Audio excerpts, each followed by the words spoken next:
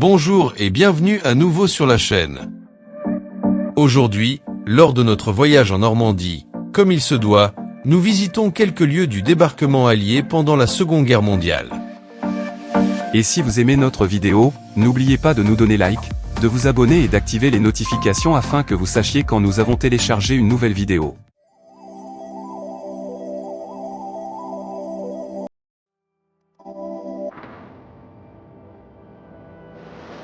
Depuis Saint-Vaast-la-Hougue, nous partons vers le sud et commençons notre parcours par certains lieux du débarquement de Normandie, en visitant d'abord la batterie allemande de Crisbeck.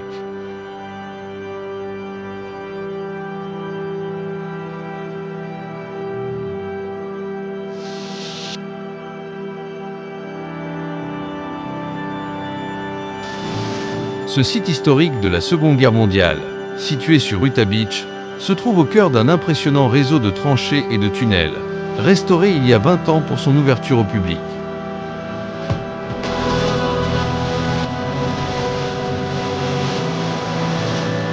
Situé à Saint-Marcouf, à environ 10 km de Sainte-Mère-Église que nous visiterons ensuite, c'était l'une des fortifications les plus puissantes du mur de l'Atlantique, avec une garnison de 400 soldats. La batterie se composait de 4 canons de 210 mm installés dans des bunkers en béton.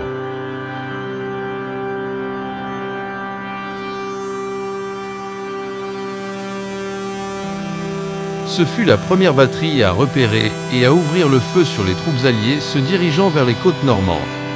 Malgré de lourds bombardements aériens et navals, avec près de 600 tonnes de bombes larguées, la résistance allemande imposa plusieurs jours de combat pour faire taire les canons.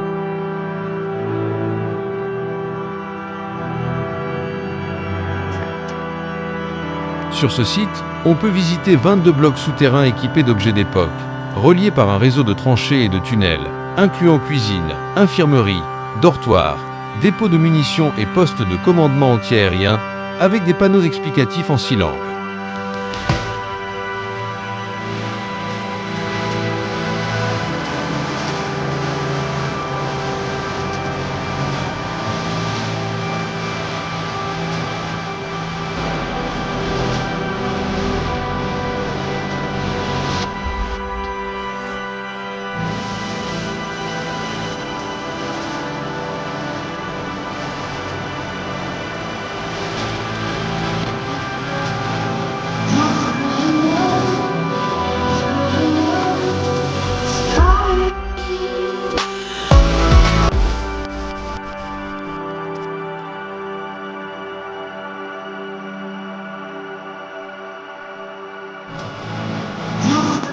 Après cette visite, nous nous rendons à Raveneville, sur Utah Beach, où eurent lieu de violents combats jusqu'à sa libération par la 4e division américaine le 8 juin.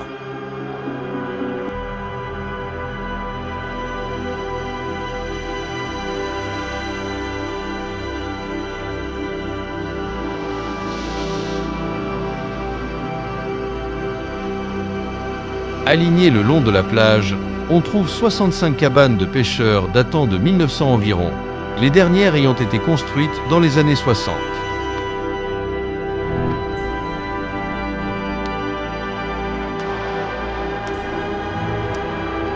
Certaines sont aujourd'hui des résidences privées, d'autres des logements touristiques. Curieusement, plusieurs furent construites avec les matériaux provenant d'un ancien camp de prisonniers qui abrita jusqu'à 4000 soldats allemands.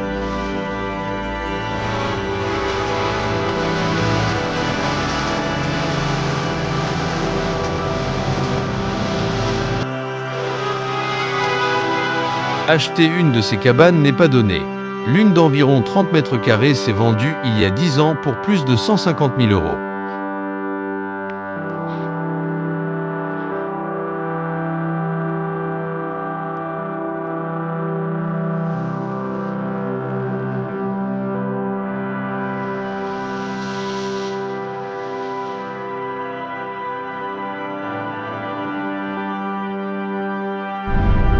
Nous poursuivons notre parcours vers le sud, toujours le long de la côte.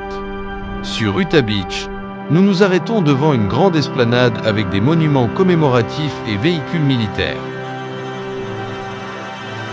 Près d'un monument dédié à la 8e division d'infanterie américaine se trouve un char M4 Sherman, le char moyen le plus utilisé par les Alliés, avec près de 50 000 unités produites.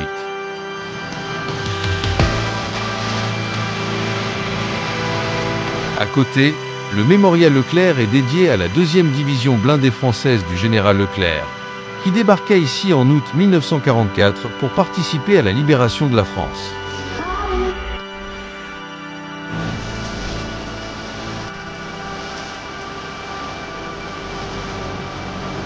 On y trouve également un monument dédié à la première brigade spéciale du génie, qui, le jour J, dégagea le terrain pour permettre l'arrivée des véhicules. À quelques pas, sur la plage, se trouve le plus grand complexe de bunkers du mur de l'Atlantique conservé dans la région, avec plus de 20 structures.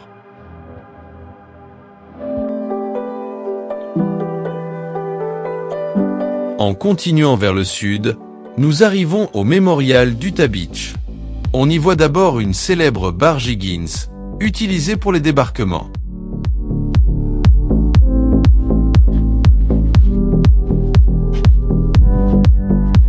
Ces embarcations furent utilisées dans les opérations en Europe et dans le Pacifique, avec plus de 22 000 unités produites.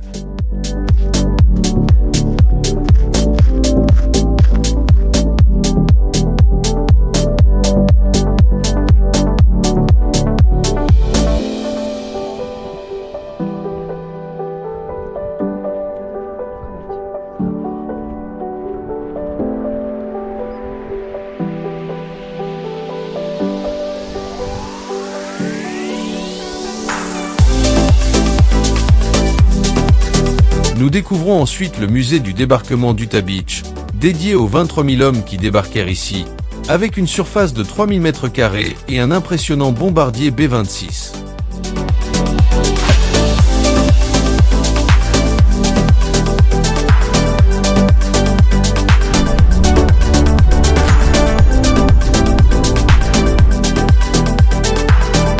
Avant de visiter Sainte-Mère-Église, nous nous arrêtons devant le monument du major Richard Winters, qui commandait la compagnie Easy du 506e régiment de parachutistes de la 101e division aéroportée, dont l'histoire est racontée dans la série Band of Brothers.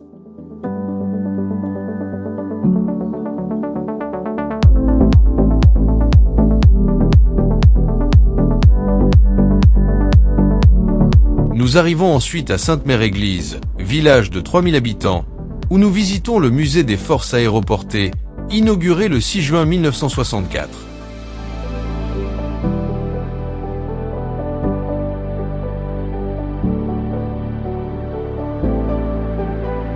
On y découvre des véhicules et armes d'époque, répartis dans 5 pavillons.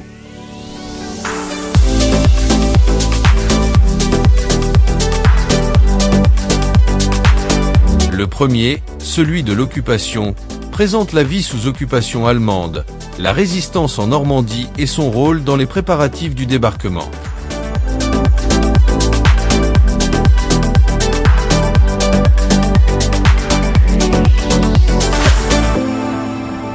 Le second est le pavillon C-47, dédié à l'avion utilisé pour le parachutage des troupes.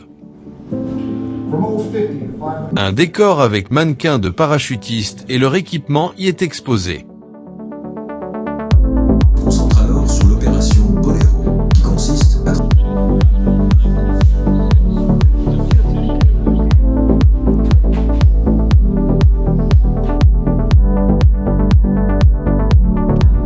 Le pavillon Neptune montre la phase aéronavale préparatoire, avec une reconstitution d'un C-47 et une simulation sonore et visuelle.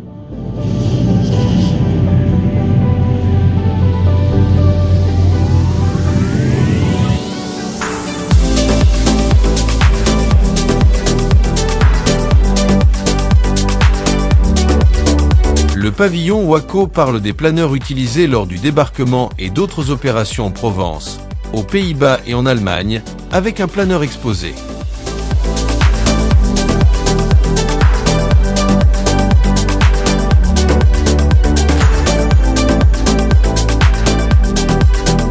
Enfin, en face du musée, l'église de Sainte-Mère-Église, où une effigie du parachutiste John Steele est accrochée au clocher, rappelant l'histoire du soldat resté suspendu 2 heures avant d'être capturé puis évadé.